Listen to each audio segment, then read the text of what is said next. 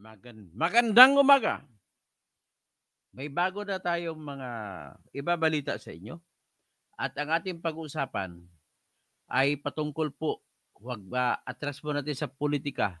Patungkol po ito sa yung barangay kapitan na pinatay sa Digo City, Barangay 3 de Mayo, Digo City, Davao del Sur. Alam mo na, balita ko na ito na parang extension din ito sa awayan o issue sa gitna ni Sara sa kabila at saka sa kabila si BBM at saka si Romualdez. Nai nai-vlog ko na rin na may tatlong suspect. Ang tatlong suspect po rito sa pagbabaril, pagpatay sa yung kapitan na nagla-live, habang nagla-live ay binaril, patay. Ngayon ang balita natin dito sa nai-vlog ko, yung tatlong suspect ay yung hepe ng Digos Philippine National Police na si Lieutenant Glenn Ipong. Bata pa naman siya, sayang. Tapos ang mayor ng Digo City na ah, si Mayor Joseph Portich Cagas. Bali pinsan siya buo ng gobernador at saka vice governor. So ngayon ang nangyari, ang isa pa ay yung mayor ng Santa Cruz kasi nakikita naman natin sa mga lumabas na viral na mga video na tinakot siya ni Mayor Nelson Sala. So, 'yan po ang nakikita natin, tatlo po silang suspect. So, 'yan pagpatuloy natin ang ngayon ang pinakahuling balita ay nakita po, may video tayo na makikita na lumitaw na kung saan yung kutsing pula o Innova na pula na nakikita mo bago siya binaril, sniping kasi malayo eh. Ang distansya ng pag-snipe sa malayo ay nakita pala bago yung gabing yon, bago mangyari yung pagpatay, ay nakita sa police station ng Digo City PNP.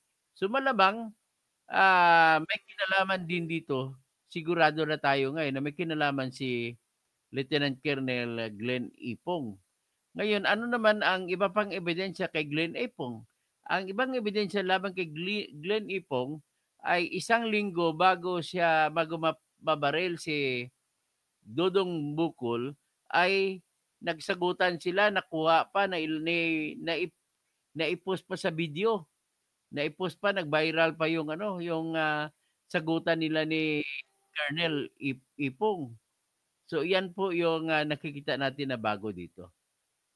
So nevertheless, ipakita ko muna sa inyo ang nakaraan. Ang nakaraan ay yung ini-entertain ni Capital Dudong Bukol yung tao, medyo matanda, mas matanda pa ata sa akin o magkasing edad kami, na pumunta habang nagla-live stream si Dudong Bukol na ginagawa niya gabi-gabi mula 9:00 ay dumating itong mama na ito at nagbigay na sinabi may napulot daw siya na pitaka. Habang nagkipag-usap siya kay Dudong Bukol, binibigay yung pitaka, habang tinitingnan ni Dudong Bukol yung ID nung nakuha sa pitaka ay siya namang pagdaan ng pulang Innova. At yung pulang Innova na yon, maya-maya may pumutok. So, ngayon, sa una, nagsuspitsa talaga ako na matandang ito ay kasama. Sa pangalawa, nag-isip ako, mukhang hindi kasama. Kasi nga, wala naman siguro matapang na tao na makipagkutsaba na ang papel niya ay magpapakita sa live stream para kutsabahin ng babaril sa malayo. Sniper. So, yan ang naisip ko. Ngayon, ang matandang yun po, ang balita doon ay nandoon po siya ngayon sa loob ng nasa kustodiya siya ng Philippine National Police sa police station sa Digo City PNP Police Station. So ito na ngayon, ipakita muna natin yung nangyari. minuto or segundo bago mapatay si Kapitan Dudong Oscar Dudong Bukol. Ito po, i-play na natin muna.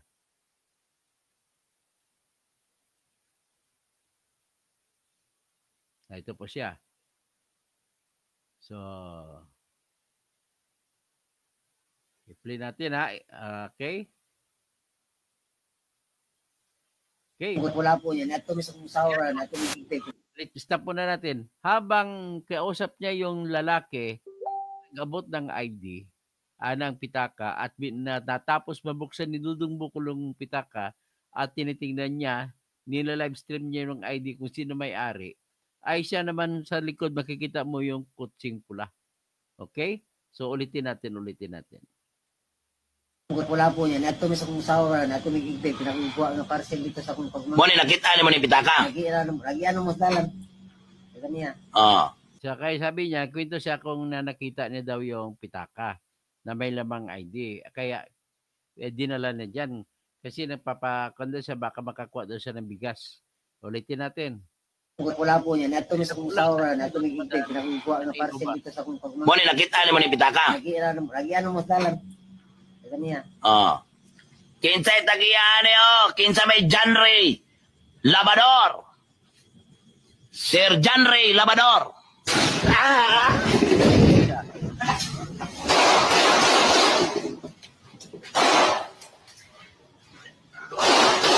Sunod na putok. Yan po yung paputok ng padigad ni padigad. Kaya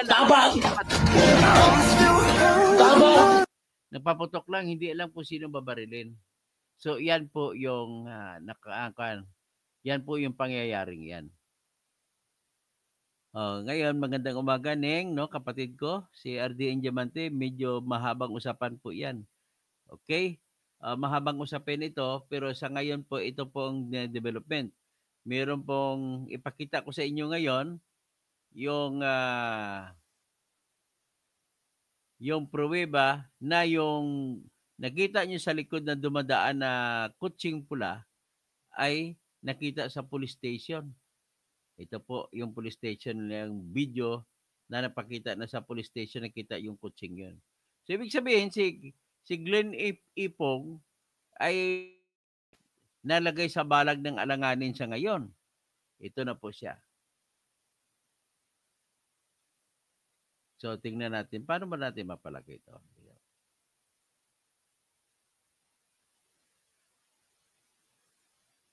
Okay. Copy, embed.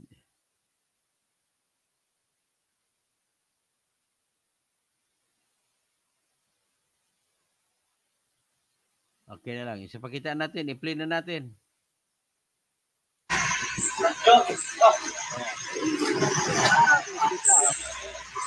Yung pula ng Inuba sa police station.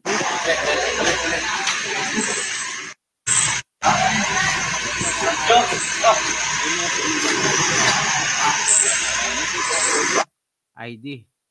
So, sa taas na litrato na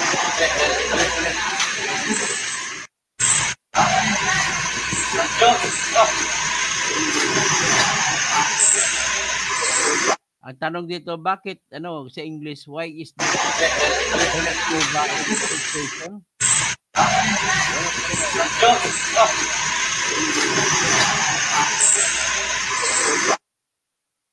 So, yan ang tanong ngayon. Yan ang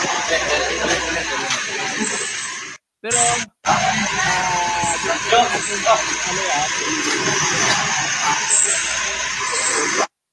dugtungan natin ang follow-up yan na kung saan ay gumalaw na rin ang NBI at nagsabi ang NBI na yung mama na nakita nyo nagbibigay ng ID, ng pitaka na may ID, ay nasa kamay na ng pulis daw ngayon. Ito, pagkakaalam ko, he was now in the custody of the Digo City Police Office.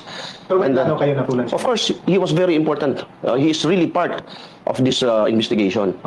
Kasi hindi ka ako mag-conclude, pero my opinion is that he is part and parcel of this criminal design. Kasama siya. Bakit, sir? Sabi ko nga, when we conducted the reenactment, yung shooter is, the vehicle is slowly moving. And while while the vehicle is moving, the shooter has really the chance to shoot. Wherein kung wala lang yung matanda, yung parang distraction doon, makikita at makikita ni Kapitan Bukol. Okay. Kasi very clear dito sa left side niya, may clear shot talaga. So, sa akin, in my own personal opinion, kung wala lang yung matanda doon, walang distraction, Kapitan Bukol could have seen that vehicle and most likely he can escape from that bullet that causes death. Okay. Oo. Mailagan pa siguro niya. Kasi kung, siyempre itong lalaki, yung matanda, naging distraction. Kasi Nag-uusap sila. So, yung attention ni Kapitan doon sa matanda, unknowingly, bumabaktas yung vehicle, yung inuuba, dahan-dahan. Then, nagkaroon ng clear shot. Boom, dito. Malaki talaga ang side. Open talaga siya. Natawa ko sa sinabi ni NBI, Bisaya pala to. Bumabaktas. Bisaya po ng baktas, lakad. Yan, Cebuano, salitang Cebuano ng lakad, bumabaktas. Okay, ulitin natin para maintindihan natin talaga ng buong kwento nito. Ulitin natin. Alam ko, he was now in the custody of the Digo City Police Office. So, ano kayo napulan siya? Of course, he was very important. He is really part of this investigation. Kasi hindi ka ako mag-conclude, pero my opinion is that he is part and parcel of this criminal design. Kasama siya. Bakit sir? Sabi ko nga, when we conducted the reenactment, yung shooter is, the vehicle is slowly moving. And while the vehicle is moving, the shooter has really the chance to shoot. Wherein kung wala lang yung matanda, yung parang distraction doon, makikita at makikita ni Kapitan Bukol. Okay. Kasi very clear dito sa left side niya, may clear shot talaga. So, sa akin, in my own personal opinion, kung wala lang yung matanda doon, walang distraction, Kapitan Bukol could have seen that vehicle and most likely he can escape from that bullet that causes death. Okay. Oo. Mailagan pa siguro niya. Kasi kung, siyempre itong lalaki, yung matanda, naging distraction. Kasi Nag-uusap sila. So, yung attention ni Kapitan doon sa matanda, unknowingly, bumabaktas yung vehicle, yung inuuba, dahan-dahan. Then, nagkaroon ng clear shot. Boom, dito. Malaki talaga ang side. Open talaga siya. Pagkakaalam ko, he was now in the custody of the Digo City Police Office. So, ano kayo napulan? Kita ng NBI agent ito. So maganda naman ang kanyang analysis.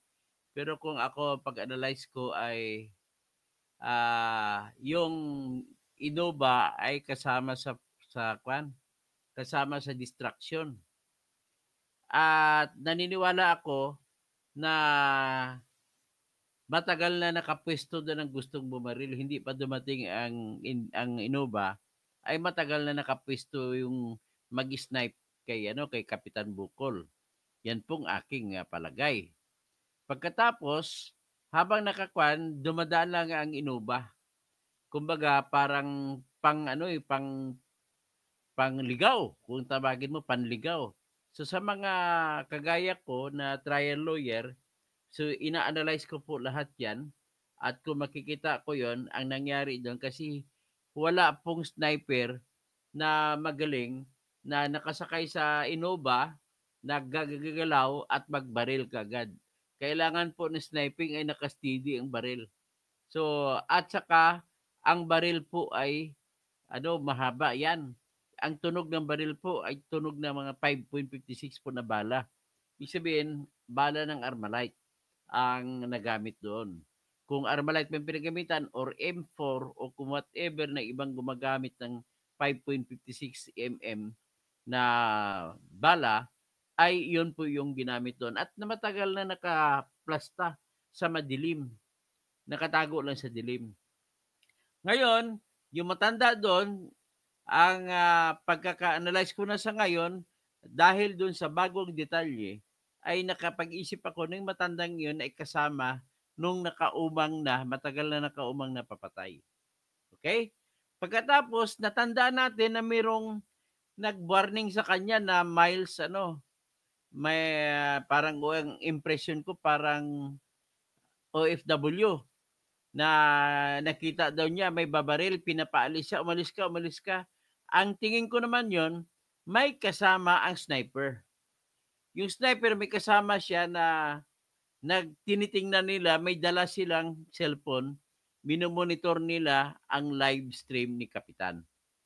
habang miniminstro tapos gumamit siya siguro ng tinatawag na ibang account na pangalan ng taga OFW at pinapaalis siya, umalis ka na, may babaril sa iyo. Nakita ko po may mga umaligid na babaril sa iyo. Pero pag tinitingnan mo yung background, wala ka makita. Wala ka makita sa background na talagang may tao. Wala ka makikita. Nang ibig sabihin, nagtatago sa dilim. Yan po ang nangyari sa analysis ko. Ngayon, kung sino man yon, may kinalaman nito kasama ang inuba na pula. Ngayon, kung nakita ang inuba na pula, nako, tutumbok na ngayon kay Colonel Glenn Ipong. So, Glenn, at nabalita na si Colonel Glenn Ipong ay positive sa paraffin test. Ibig sabihin, nakapagpaputok siya ng baril. Yan po ang pinaka-latest dito. So, ngayon, sa tatlong yan na suspect, si Glenn Ipong ngayon ang nadidiin kasi ang inuba na kotse na pula ay nakita sa police station. So, yan po ang sitwasyon sa ngayon. Siguro kung nasundan niyo ito, titingnan muna natin ulit yung ibang i-dig natin ito lalo itong ng NBI agent. Yung sinabi ng NBI agent. Lalaliman natin pag-uusisa. Tinitingnan ko ngayon yung mga nagko-comment sa NBI agent. Itong isa to may nagko-comment, hindi ko lang magitin ang pangalan. Sabi niya, yes sir, kasabwat yan. So nag-react siya doon sa sinabi ng NBI agent na yung matanda na nakita niyo diyan ay kasabwat ng sniper. Sabi niyang isa, talaga may alam yan kaso natakot din kasi pag nagsabi kung totoo patay kang maganda ka pero inisip niya ang kanyang pamilya kasi patayin lahat pag pumiyok ka. O yan po ang magsabi. So Babe Spear, hindi ko na bagitin pangalan, no? Sabi niya, depensahan niya talaga buong pamilya niya. Kaya daw, kaya once kumantayan, sigurado buong pamilya na patay. So ibig sabihin, may alam ang matanda at nagpakustodi sa pulis.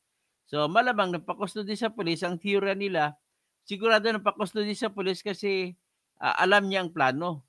Kung alam niya plano, baka magsasalita siya. Yan po ang iniisip. Sabi naman ng isa, ito sana huwag naman lalo may mga bata, mga minor de edad pa, di talaga mag-isip si tatay, pera talaga ang prinsipyo. So may isa din nagsabi, paano kung nagkataon lang? O pwede naman nagkataon lang. O, sabi na yan, tapos yan din ang comment ko, nagkataon ako nga, una tingin ko nagkataon lang din eh. Ang unang tingin ko, suspect talaga ako. Pero pangalawang tingin ko, pag-aral ako, nagkakataon.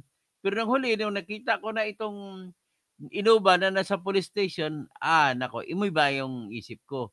Yun ang nagtukoy sa akin na mas malapit-lapit na ngayon sa kay Colonel Glenn Ipong ito. Ang alamin na lang ngayon kung ano ang plate number ron, makukuha na ngayon kasi nakatambay pala sa police station yon. At makikita ngayon kung sino may-ari ng inuba na pula.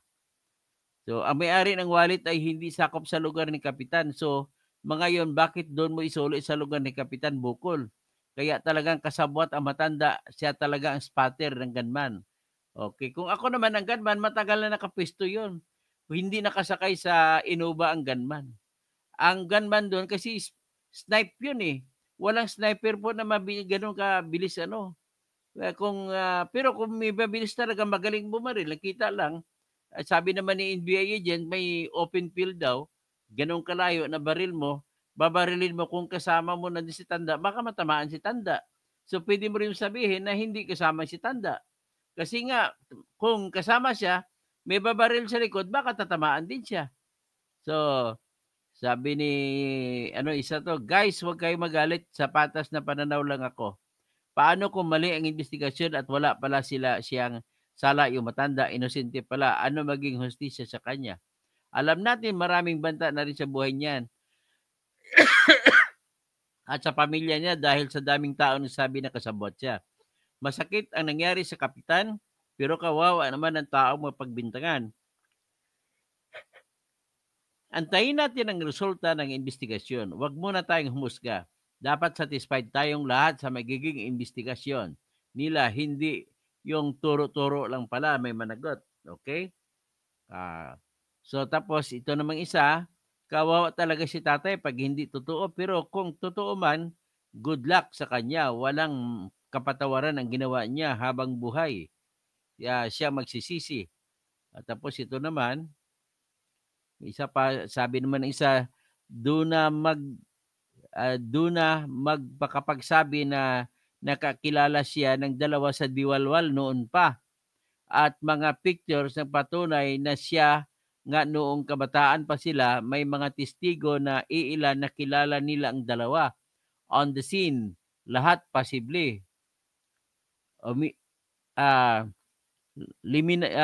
Lilinaw at lilitaw diyan kapag nagsinungaling ang tao. May picture magpapatunay sa picture before and after period. Okay.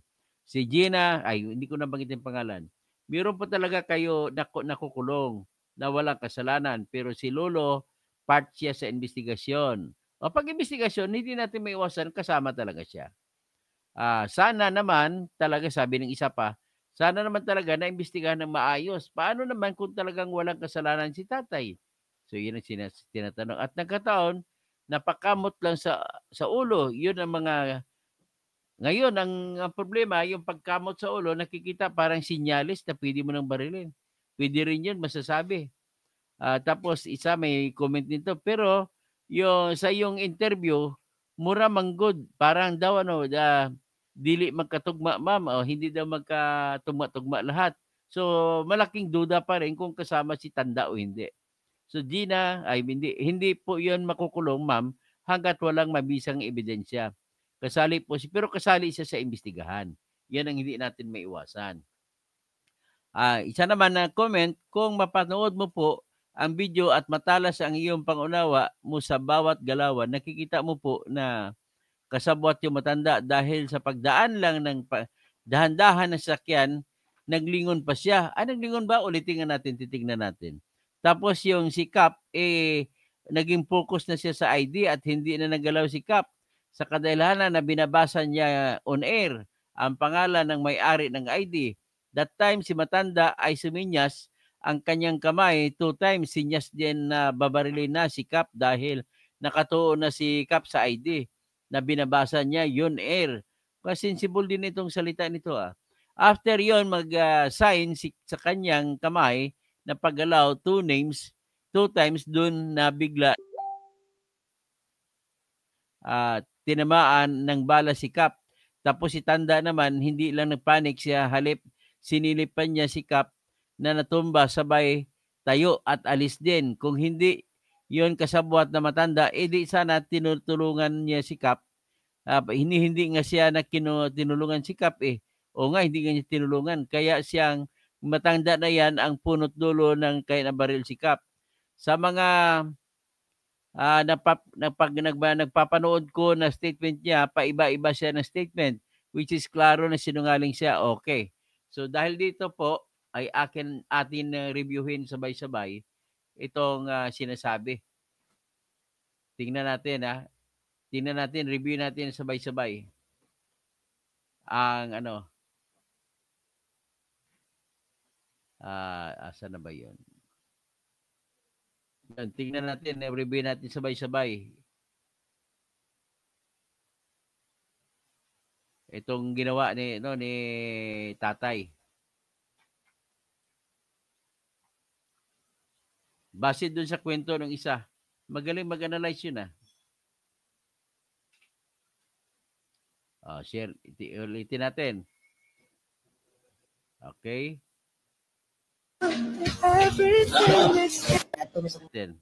Wala po yan. Tingnan natin Habang tapos nagsisinyas siya. Kumakamot sa ulo. Dumating ang pulang inuba. Ulitin natin. Tingnan natin, pansinin natin ang galaw ng matanda.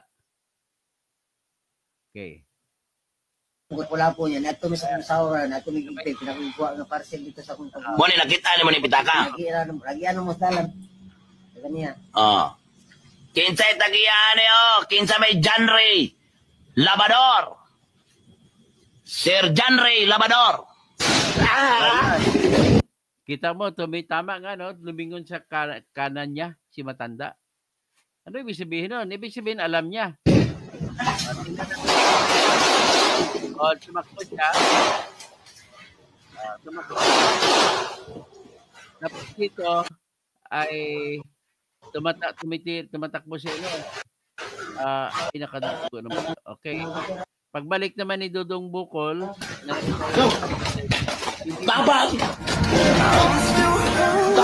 tulong sa kanya yung mata.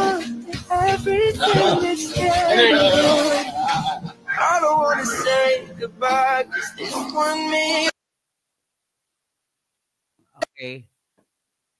Tinanggal ko lang ang music. Tinanggal ang sound. Ayan, naghingalo na si Kapitan. So, yan po. So, tama ang analysis po na kung tanungin mo, bakit siya naman, hindi siya nakatingin sa likod na dumadaan yung Innova. So, anong ibig sabihin nun? Pero bakit siya nagsinya sa kanyang pagkamot sa kanyang ulo? At ang ginamit niya, kaliwang ko, dapat ganun, di ba? Dapat ganun ang kamot niya, hindi yung ganun. So, yan. Nagkamot siya. Timing sa pagkamot niya, dumating yung Innova sa likod. So, yan. Ngayon ang analysis natin. Malalim ang analysis natin dito. Okay? So, ano lang tayo. I-remove na natin yan. Si Dr. Hindi ko nabasahin yung mga yung mga tumitira sa akin, ha? Ay, ang dami tumitira sa akin. Si Perni Pinto lang hindi tumitira sa akin. Ito si Jason. Good morning, Sir Toto. Si Pastor Rodi Rab. Good morning. May mga tumitira sa akin, hindi ko nabasahin. Si Kapsat Romel Bengson. Naimbaga bigat. Terador Toto. Tapos si Andre kasi kita sa Bulang Kristal. Romel Bengson, keep safe, Doctor. Long live. Tapos si Andy Casinilio, disbarred. Isa sa tinira naman ako dito. Donato Fermin, opo, hindi niya tinulungan. Sinungaling po yung matanda po yan. Tapos si Mimi Authority, morning, Sir Toto. So, yan ang nakita natin. So, it's up to you. It is open for your own interpretation. To summarize it all, nakita po yung kutsing pula, yung inubang pula, nakita sa police station. So, malamang po, imbestigahan ng todo ito si Lieutenant Colonel Glenn Ipong na siyang hepe ng Digos Police Station nung time na yun na nangyari ang krimen. So, Brad, Ed Villasave, mayad nga aga, Toto, mayad nga aga sa mga krea. Masi Usan, live stream ni Kapitan Bukol, yung killer. Slow motion nyo ang video niya, pero makita yung killer. Tumabi sa killer. Hindi po yun killer. Ano po yun? Na-confirm ko na po, hindi po yung killer, Masi Usman. Yun po ay bodyguard ni Dudong Bukol. Confirm na po. Siya po ang nagdala sa ospital, nagdala kay Bukol sa ospital. Confirm na po yun. So, ang killer na sa labas ng bakod. So, Donato Fermin, kasabat po yung matanda. Sir, kawawa naman yung Kapitan. Nelson Gidokyo. Huwag na pansinin mga yan, Bustoto. Mga walang malasakit yan.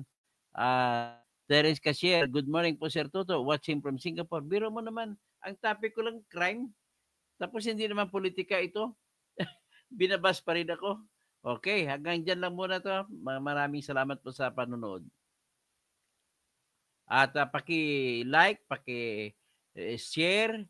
At siyempre, pakadadami yung ating mga subscriber para lumaki ang komunidad natin ng mga lahing naniniwala sa katarungan at katotohanan. Okay, hanggang dyan lang po.